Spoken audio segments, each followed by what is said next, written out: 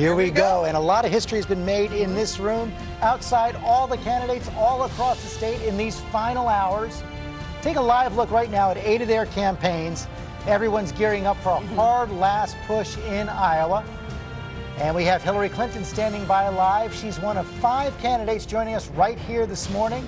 Also talking to Donald Trump, Bernie Sanders, Marco Rubio, and Chris Christie. Every vote here counts. The race is so close. You can see the poll numbers as we put them up for you. Donald Trump opening up a 5-point lead now on Ted Cruz in the final poll. And Hillary Clinton's lead over Bernie Sanders even smaller. It's virtually a dead heat. It is so close right now. Our entire political team out in force this historic day.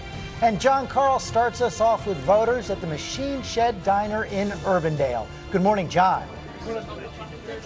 Good morning, George. We are finally here, and we are with Iowans of all political stripes. Are you guys ready? Hey,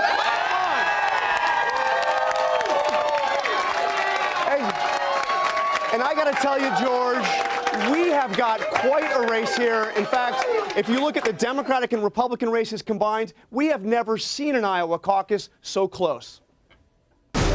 It's finally here. I don't care, you're feeling horribly, you have 104 temperature, get out of bed and caucus. Let's start a storm of movement toward the future that we want to make together. A mad dash to the finish in Iowa. Overnight in Des Moines, we caught up with Ted Cruz. And you're saying if conservatives turn out, you're going to win?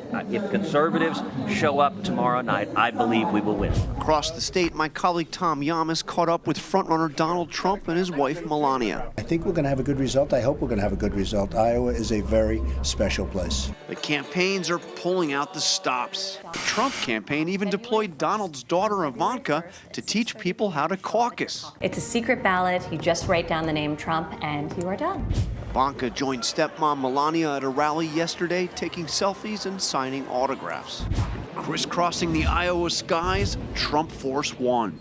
Over at Camp Cruz, we're here to pull him over the finish line. Volunteers from across the country have been pouring in, bunking up, and calling out for Ted. In the Democratic race, it's become a battle for bodies. Will you drag him to the caucus if you have to? If they need a ride, they call me. If it's storming out, I will go pick them up in my car. Bernie Sanders has a volunteer army of his own, 15,000 supporters cruising the streets and knocking on doors. More than 76,000 touched this weekend alone.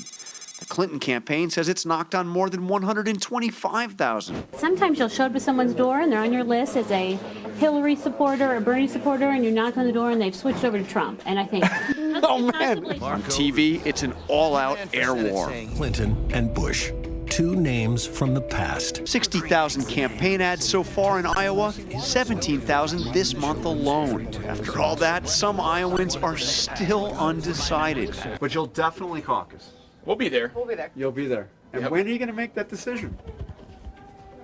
Maybe it's 7 o'clock tomorrow. I don't know. 7 o'clock tomorrow. Is that the point of the caucus? And George, in that last poll you mentioned at the top, nearly half of Republican voters said they could still change their mind. And in fact, we'll be talking more to these folks. It's incredible how many are still undecided. Of course, they only have a few hours left to make up their minds. That's right. And Iowa always has a lot of last-minute surprises. John, I know we're going to be checking back in with you all morning long, hearing from those voters as well.